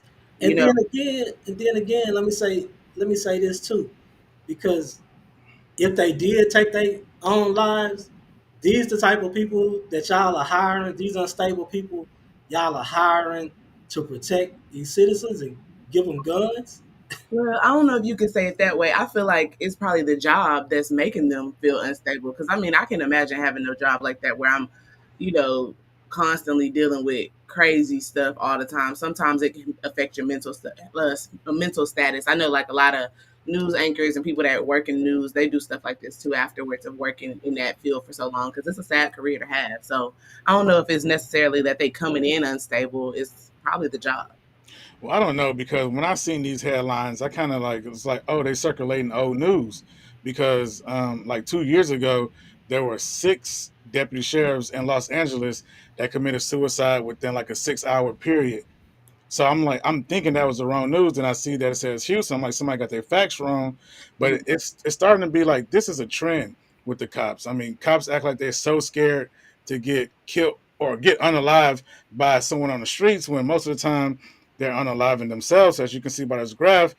I mean, over the steady years, the gold is the numbers that they've been unaliving themselves at compared to the people compared to blue by the people that been killing the police officers. So it's like these police officers, this ain't nothing new. They've been killing themselves. And like you said, Carly, what's going on at the job? You know what I'm saying? Oh wow, that's crazy. Seeing them stats is like that's very surprising. Yeah, let me get us back. Because initially, people are gonna have conspiracy theories, thinking like, okay, maybe they got into something that they weren't supposed to be getting into on the side, and maybe they got threatened and was like, okay, I'm gonna just take my own self out. But seeing that these stats are like this crazy, it's like maybe it is the job. Maybe they need to start putting some mental health courses in that job so people can get a moment to de-stress. I don't know. I can't imagine being a police Yeah, officer. that's very stressful, and it's probably just the way that they don't want to go out there and probably extent they put their will on people like they do. When they do it, they feel bad about it, and then it's just eating them up. And it's just like, but the job is telling them that's the way to perform. And at the end of the day, they're human. But that's just my theory. I feel like the pressures from the job and the things that they have to do kind of eats them up. But it could be more because all of them killing each other at the same. I mean, unliving themselves at the same time. Something dirty went on. Yeah, But That's what I was thinking. It's more than a coincidence. Yeah, that's crazy. I don't know, but like you said, it's there's something going on at that job. I mean, but I can imagine if I went into the police force, actually going in trying to be like a good person, try to help people and all that, and then they telling me, oh, I got to meet a quota and go stop this many people, yeah. many tickets out. Now I'm going home upset because you don't know what the people that I just gave tickets to have at their house. You don't know if they could afford that. Like it's probably a lot of stuff that go into it that really make you rethink your career path and what you're doing. But now you're already in it, so what now? It was a few of them that had just retired. They had just recently retired and then they committed suicide. So yeah, But at the same time, these cops have dedicated gangs. You know what I'm saying? Just like in Los Angeles, like I was talking about those cops, they were part of a game called I forgot what it's called, but basically to get initiated, you have to kill a civilian. So these cops, and it's like over 18 of these type of gangs that these cops are up. So these cops, they be having these underlying bets and gangs going on while they're police officers, and they know that they're doing brutal stuff. And I guess when it's time to get exposed, they take the coward way out, or it might be a stress of the job. Who knows? Yeah, who knows? We're gonna see if they investigate into it. But since it's been in the news so much, I feel like they are gonna try to dig into it and try to figure out what's going on. But that was really crazy. Something else that was crazy this week was Sexyy Red. She got sued for asking people on social media to beat up the grandmother of her kids. St. Louis rapper Sexyy Red is in legal trouble today. A new lawsuit claims she asked her fans on social media to beat up her child's grandmother, 51-year-old Nicole Barnes. Our partners at the Post-Dispatch say the 26-year-old rapper also shared Barnes' address and a photo of her home in a Facebook post. Barnes says she and her family had to move out of her Hazelwood home and now live in constant fear. She's seeking $5 million. My thing is, can you sue for something that didn't even happen yet? Yeah, she dropped the address. Oh, she dropped the Addy? Yeah, she dropped the address. You could Damn. So, And just because it didn't happen yet don't mean one of Sexyy Red stands won't go, you know what I'm saying, go and try to pull something for that money or just for her. You know what I'm saying? I mean, but it hasn't happened yet. You're making me, you know what I'm saying, serve a debt for something that hasn't happened yet. It didn't happen. I was in the heat of a moment. I shouldn't have to pay $5 million because if it does happen, I'm gonna be criminally liable for that too. So, But that's just like these women. That's just like these women that try to plot to kill their husbands and then get caught by these. They hire these undercover cops and then get caught. okay, You know what I'm saying? I see what you're saying. Yeah, I mean, But that's a little different because they actually paid that. You paying the money. That's what's getting you caught when you actually but pay the money.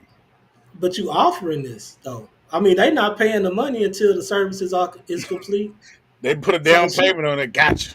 Now I feel what you're saying. But did you see what's in the headlines? They saying Sexyy Red might be a CIA yeah, CIA operative. I agent. saw that too. a CIA agent. Yeah. Wait, no, I ain't seen They this. said the CIA been promoting her since 2018. So I mean, I don't know. That sounds kind of crazy. You Yeah, I lied. saw that too. But Nah. Sexyy Red got to have more sense than that, man. I mean, you in a position of power. You know, you got a lot of fans that can take that shit seriously and really go do that lady some harm. I mean, if you feel like that, shit, put them paws on it yourself. Yeah, I feel like this kind of reminds me of when Megan Thee Stallion and Nicki Minaj were getting into it, and Nicki was telling people to go to Megan's mama's grave and do stuff. Oh, That was crazy. But in this sense, it's just like, first of all, you know what threw me off when they said that she posted this on Facebook. I don't know Sexyy Red to use Facebook like that, so I'm just kind of like, wait, like, was this real? Was this a fake account? Like, yeah, why would you do that? You know, yeah. it Yeah, didn't. that's what I was gonna say too. Now we do have to keep in mind that this allegedly Mhm. transpired. You know what I'm saying? The grandma could just be making a play. Mhm. I mean, if she posted on Facebook, it ain't too much allegedly on it. But I see what you're saying, legal wise, though. Yeah, but Facebook can have, like, there's a lot of fake social media pages. Oh, okay, So yeah. that's what I'm thinking. Like, was it really her? Who knows? But I guess we're gonna find out in the coming months if she end up winning this lawsuit or not. Uh, Mm. someone that was not using social media to do their dirty work was LeBron James, though. He took his problem up with Stephen A. right in person in the middle of a Lakers game the other week. And since then, there's been a lot of back and forth going on, different podcasts that they've been on saying different things.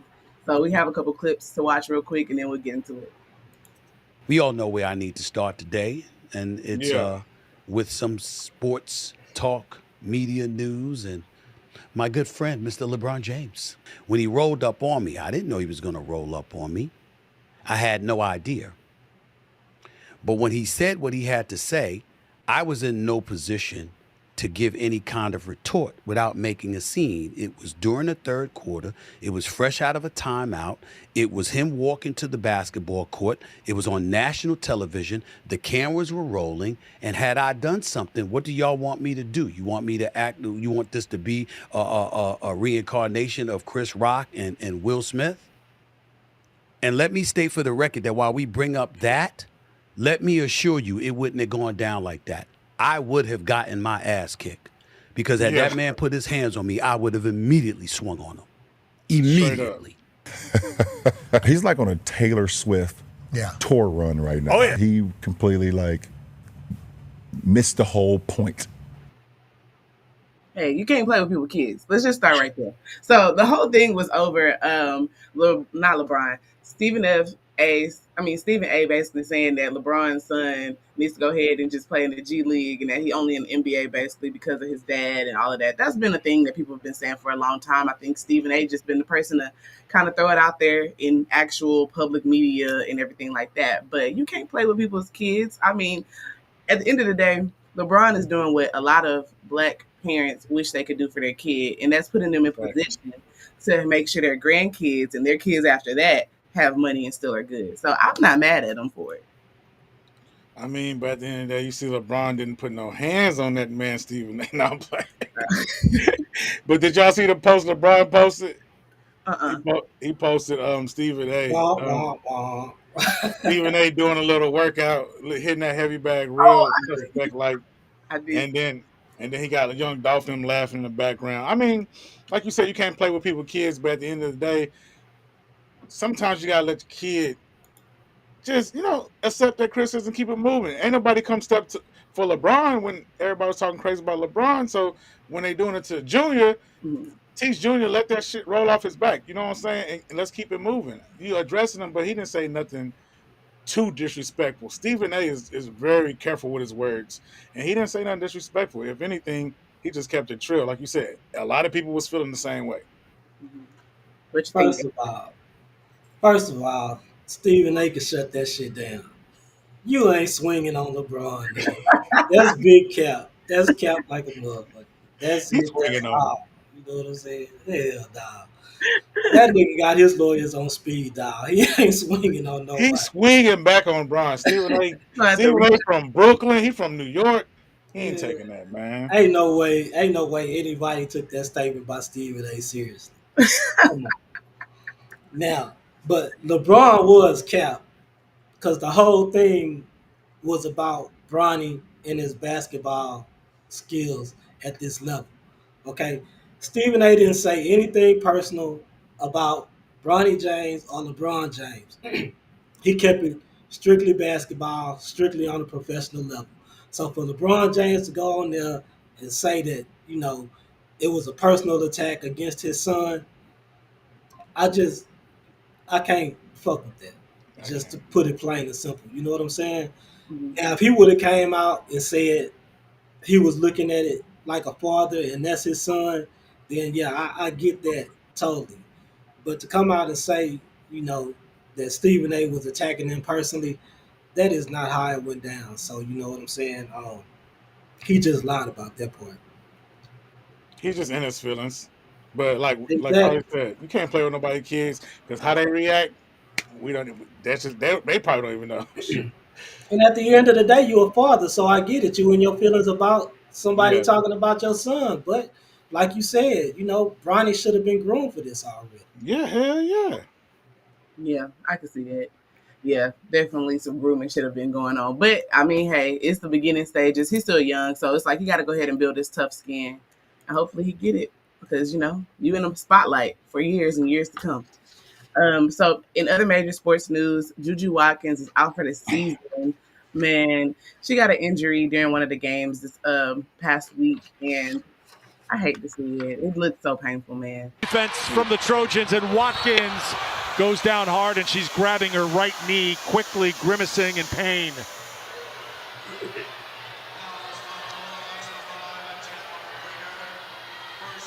I hate when people overplaying me like too tight, too tough. Like, yo, calm down. You trying to hurt me, man? Damn. I just knew it. What I was like, nah, she young. It ain't no. She good. She just hurt. And the next day, Prayers for Juju though, man. That's some fuck shit right there, though. I know them girls was pissing me off. Like, why y'all playing us so hard, telling man? the story and being carried And you're off the fouling her court, too. opposite end from the USC locker room. I hated that. It's so early in the game too. I hate that so much, especially like in sports when you working your way in sports and then you have them injuries that sit you out for a season and everything like that. That's so frustrating. She was their best chance at this Sweet 16. So. And we was going, man. I was ready for that, man. Yeah, so shout out to the Trojan family because we got my brother goes to USC too. He plays on the football team there, so I hate to see that for the USC family. Hopefully, it's a smooth recovery and that she can get back on that court. But usually afterwards, you kind of be scared to get on the court afterwards. After you have an injury like yeah. I think what upset me, I'm gonna say what upset me about this though was I saw people online clapping and shit like that. You know what I'm saying? Like Juju carries herself in a professional manner. She don't get on these interviews and bash other players or whatnot. She carries herself with the utmost respect and she gives the utmost respect to other players. So for these, I don't know if they just white people or trolls or whatever that don't want to see her break any of Caitlin Clark's records But that's some bullshit for you to get on there and be clapping at somebody's injury. And that's how I mean, how would you feel if we was doing that to your favorite player? Yeah. Yeah, and it's just like, even if it's not a favorite player, somebody that balls undeniably, and like you say, handle themselves correctly in public, for you to cheer for something like that says a lot about you. And I'm not saying in a good way, because that's whack and that's not cool. It hurt my heart to see Juju go down, because I know she wanted to give it her all for that Sweet 16 this year, because I think she might be eligible for the W next year. So it's like she had her chance, but she gonna come back strong. Kyrie didn't got hurt with that. I think Curry had a back issue. LeBron had a groin issue. So I mean, with sports, you're gonna sacrifice your body. Yeah, nah, she'll definitely come back. Yeah. And injuries are just really nothing to play with. And another thing that's nothing to play with is disabilities. And that is why Jazmine Crockett, who is a representative in Texas, she was receiving so much backlash because she she made some comments calling Texas Governor Abbott, who was in a wheelchair, Hot Wheels while she was on stage. Roll the clip real quick. You killing it with these transitions, though. Man. Y'all know we got Governor Hot Wheels down there. Come on now. And the only thing hot about him is that he is a hot ass mess, honey. So yes. Yeah, that was crazy. Look, I'm not a fan of Governor Abbott. Let me go ahead and say that right now. But you can't play with disabilities like that, man. That's you. She had to know that was going to be a problem. I mean, man. Yeah, I don't condone. DJ, go ahead. I totally don't condone playing with people's disabilities for real. Because one thing my son gonna do, if you talking about him, he gonna get dead on your disability. I think that's wrong. But at the same time, look what Trump was doing in the media, and everybody thought it was funny. He was talking about that dude with the Tourette's and everything. Yeah. So it's like we're not talking about the disability. We're talking about the person that so happens to have the disability. I feel like you can separate the two, and a lot of people know what they're doing. I feel like they mad at Miss Crockett, governor or whatever she is, Crockett, because when she went viral for going hard on that white lady, calling her a beach bum, bad built body, and they want to, because they throwing out some type of bill to get her censored. So they want her to be censored now. And it's like, oh, y'all mad because she went hard on that white lady, and then y'all trying to take any little thing and scrutinize her and censor her. That ain't cool. That's my opinion on it. They're going to censor somebody. They need to censor Trump, their president, because he cuts up, just like you said. Cuts up. Go ahead, Derek. Nah, I mean, Dro, right? She in the comments, she say, if you're in the H, we call him Hot Wheels. She right. I mean, everybody in Texas, that's pretty much his nickname. But to hear her say it on stage and be a congresswoman, you wouldn't think that they did that, that she would do something like that. Mm-hmm. At the same time, DJ, you right, it is a double standard. You heard Trump call Elizabeth Warren Pocahontas. He told Fred Cruz his wife was ugly. And Republicans didn't say anything about that. You know what I'm saying? It was like, it was fair game because it's Trump. But then when you have a strong black woman that calls out, call a man out, and I know it's a disability, but at the same time, that calls a Republican out, then calls a Republican a name, then it's a problem. You know what I'm saying? Yeah. So, I mean, you got to quit with this double standard stuff. Like, Jazmine Crockett ain't Michelle Obama, okay? She ain't saying when they go low, we go high. No, she said when y'all go low, I'm going to hell with it. She took it to hell. But you're right, though. They say a lot of crazy stuff, like that Trump rally where the man got up there and said Puerto Rico was a floating island of trash or something. Yeah, shithole countries. They say some crazy stuff. So, you know what? Actually, sis, go ahead. That was crazy. Someone who else shocked the masses this week was Pastor Marvin Sapp. Now, I love me some Marvin Sapp, but he kind of wild out this time. He told the ushers to lock the doors of his church and asked the congregation to give him $40,000. And they understand the cost that is involved. There's 1,000 of you. I said, close them doors. Ushers, close the doors. Not close Close the the door. doors. Close the doors. And they won't do We it. all gonna leave together. Y'all ain't going no place but to the restaurant. He want that money. There's 1,000 of you tonight, and those that are watching, it's 1,000 that's watching online. This is a small seed. If I get 1,000 online to give this, if I get 1,000 in the sanctuary to give this, that's $40,000 tonight. I'm challenging each of you all down here to give a $20 seed. Okay. So quickly with this one, 40,000. Whenever I seen the first headline and I seen the video initially, and he was like, "Close the door, close the door." I was like, "Okay, I see where y'all saying this is a little crazy." But then whenever they showed that the amount was, he was basically calculating it $20 a person, and I was like, "That's not that outrageous. It really isn't." But at the same time, you can't force people to do nothing. If they want to give in the Lord's house, let them tithe, let them offer, let them do it themselves. You can't force people to do that. And one of the comment, Dro saying in the comments, like they got a bill to pay, but what $40,000 bill you got? I mean, I know taxes ain't hitting like that. I know the damn well the light bill ain't hitting like that. But I mean, like you said though, Carly, I didn't listen to the end. I was so disgusted by hearing him say like the doors. I did not listen to the end and heard him say $20 each person. Yeah, it's not. Come on, go and get that to pastor, man. Because I mean, if he gonna do something right with it, and he our pastor for a reason, and you know he gonna do something right with the money, man, get that man $20. I don't trust them Baptist preachers. I'm sorry. I do not say. They probably had Pastor played around 3 or 4 times already. And then you want me to dig in my pockets and give you $20? Come on. Oh, You okay. acting like Creflo Dollar now, man. You know what I'm saying?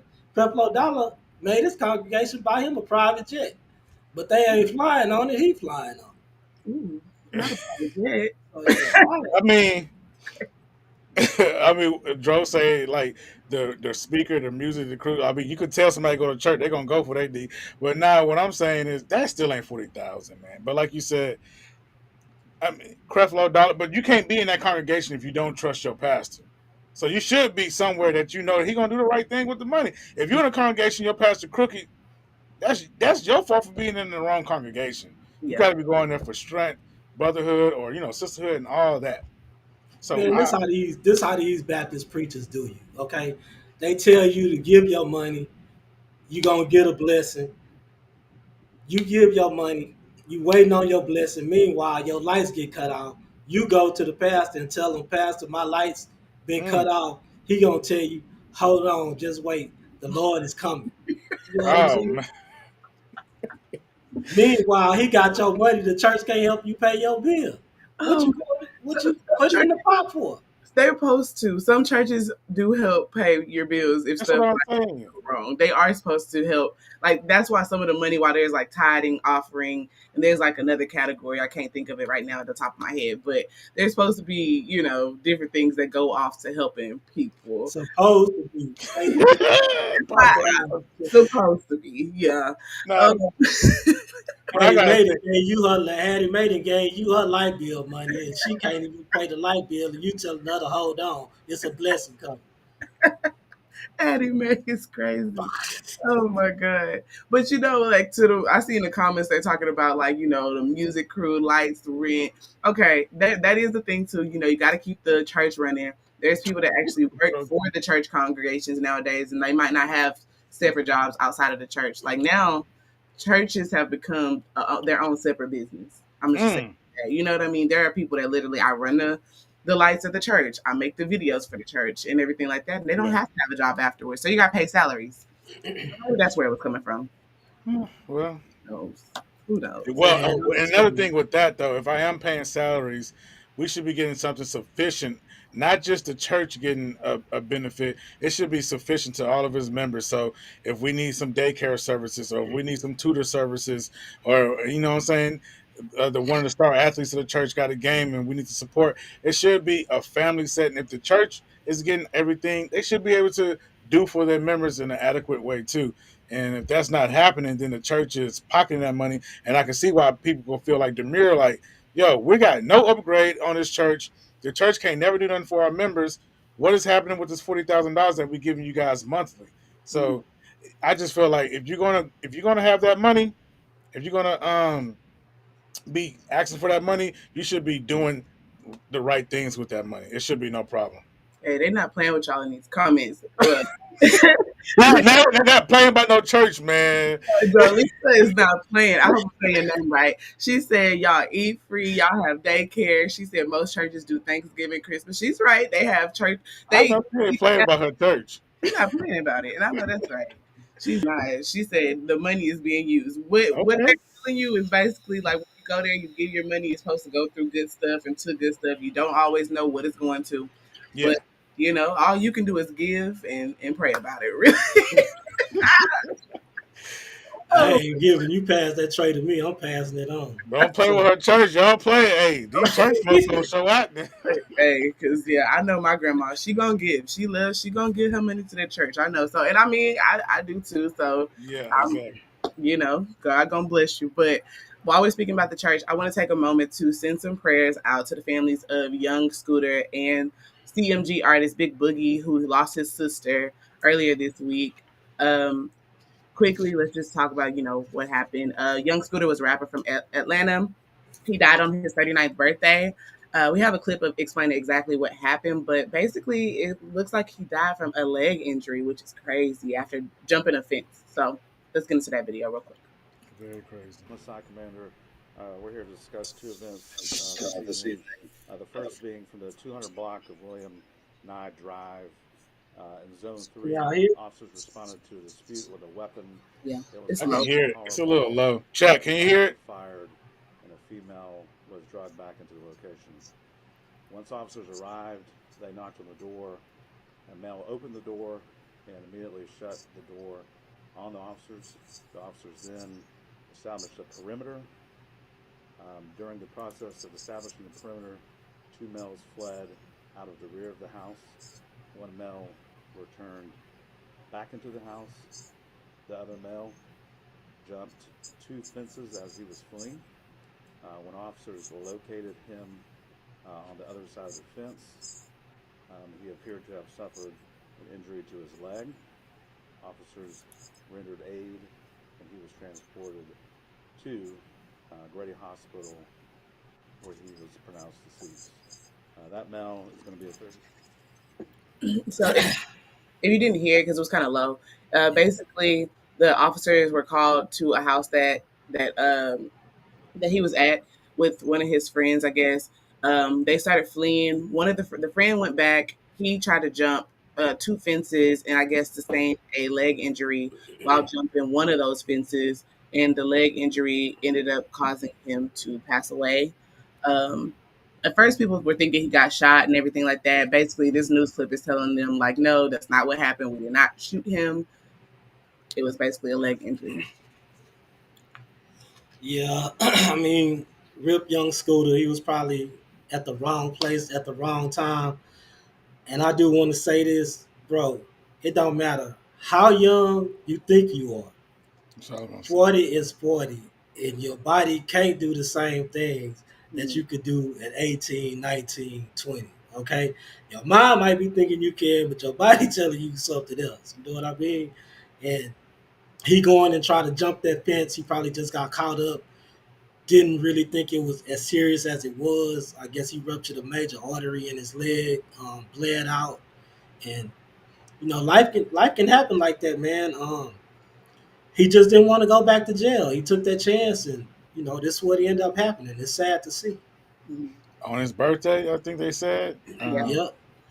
Yeah, I was going to make that point too. Like your body as you get older, because I'm out there training with my son in soccer, and I'm realizing I can't pass you that ball because my back hurting for some reason. So it's like your body can't do certain things no more. And when him jumping that fence, I feel like, yeah, he didn't realize how high it was. I mean, a lot of times they have these 11-foot privacy fences too. So it sucks, and like you said, it's just unfortunate. Hate to hear it on your birthday, man. Yeah. It was also sad. Big Boogie lost his sister this week. She died in a high speed chase with the police. Um, yeah, it was just really sad. I think we have a clip of it too, right? Yeah, just a minute. Here we go. Family and friends gathered to remember the life of a Memphis woman killed during a high-speed chase with Arkansas State Police. The 29-year-old woman was a passenger in a truck that investigators say would not stop for troopers. We attended a vigil in the woman's honor. WRG's Raven Copeland spoke with her mother about this heartbreaking loss. Dozens gathered at the North Fraser Community Center to honor Laterica Woods. The 29-year-old mother died on Tuesday. She was a passenger in a truck driven by Torquilo Hambrick on I-40. Arkansas State Police say Hambrick led officers on a chase after they initiated a traffic stop. Woods' mother, Khadijah Tucker, tells WREG her daughter called her when it happened. Well, when it happened, she called me. She said, "Mama, we on a high-speed chase." And I said, "What you talking about, baby?" She said, that was her boyfriend. She said, "He won't stop." And I said, "Tell him to stop now." And I heard him say, "I ain't stopping. I'm not stopping." A state trooper then deployed a pit maneuver that hit the truck. That impact caused it to flip and crash into a ditch. Officers say Woods was ejected and unfortunately died at the scene. Y'all didn't have no heart for them other people in their car. They could have thrown spikes. They could have put the roadblock up for their dog. But y'all took my baby. That was my heart. Despite some of the criticism and concern, ASP is standing by its policy. Fleeing suspects are terrorizing and traumatizing our communities. Our troopers will not look the other way. We will do what is safest for the public. And that's why we've instructed them that as soon as you can articulate that a suspect is fleeing, put them in the ditch. As Woods' mother awaits answers and justice in her daughter's death, she's doing what she can to be strong for her 8-year-old grandson. And I want justice for my daughter. Like, her son, and he need to be compensated for life because y'all took his mama from him, my grandbaby 8. Yeah. It's heartbreaking. I mean, she has some very valid points. The cops didn't have any, you know what I'm saying, regards for the other passengers in the car. Yes, the driver is making that dumb decision, but you're supposed to be the police. You're not supposed to endanger everyone in the car. You have a duty to just make sure you get the bad person. You don't know if those other people were hostages, which obviously she was. She's calling her mom, begging him to stop. And the police they don't have to update that procedure, in my opinion. Exactly, but they don't look like they even want to update it. You just heard whoever that guy was giving the press conference.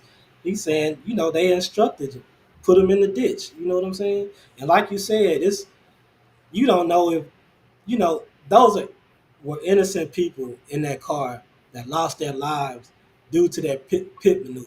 So you gonna kill these people just to stop this one dude? I mean, you got his license plate. You know what I'm saying? Or whatever. You can track him down. You can call for air support. You could do all these other things, like her mama said, deploy spikes, things like that. Yet you choose to do a pit maneuver that could kill somebody. You know what I'm saying? If he was in there by himself, it'd have been a different story. Did the driver survive it? Yeah, the driver survived. They're gonna charge him. They gonna charge him with all the Yeah, they're gonna charge him with all the debts. That's what I was. I think Demir he paused right now. Yeah. Like, wow, that is crazy. I didn't know that. Like, whenever I seen it on social media, they kept just saying it was a high speed chase, and so I was just thinking, wondering, why is she in a high speed chase? I didn't know she was a hostage in the high speed chase. That is so sad, man. Yeah, man, and that's what I'm saying. There's no regard for people, like she said, but it just lets you know to the company you keep, like grandmas always say, or like older people always say, you're about as good as the company that you keep. And if the company that you keep is like fuck the laws, it's like you probably have to separate yourself from people like that. Unfortunately, he might be your dude, but your circle, you can expand, you can get new friends. Yeah, and then what else is sad about it is that like the way that those cops were reacting in that video, it kind of just showed you that they really are. I don't know, it gave that they were criminalizing them just because they were all black people. That's what Yeah. it's like. Yeah. He's like, yeah, like we're gonna do it. Like we're making sure the public is okay. And I mean, I get that it is your duty to make sure the public is okay, but these people that are hostages in the car are also a part of the public that should not have been harmed in that situation. So that is so sad. But another, they have procedures that to make sure the public's okay. You don't chase the car like in a lot of counties here. I think even in Harris County, like you don't chase the car because you know it's putting other people in danger. You get enough to get their license plates, and then we got cameras all over the road. You do an investigation, then you go get who you need to get. But you chasing the car is not creating a safe environment for the public. So y'all gotta update that because that's not cool, man. Yeah, not at all. Can you access the videos? Yeah, I can access the videos. Where we're going next? Okay. So, our hearts are going out for the families of those victims and, the people that passed away because that is so sad.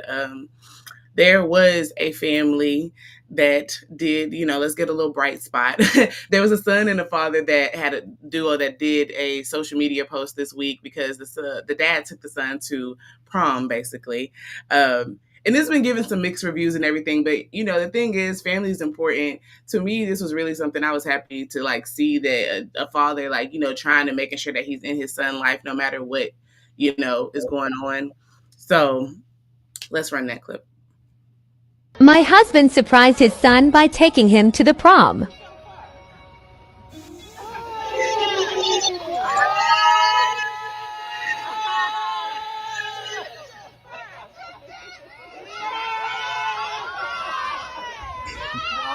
Don't mess up that makeup, Jabba.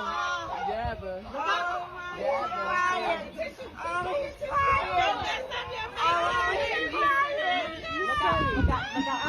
Look down. Let him cry. Oh, he's crying. Oh, my God. Oh, you made him cry. Wait. Let him fall on the floor. Let him fall. Let him fall on the floor. Let him fall. Okay, then. I want to mess up his makeup.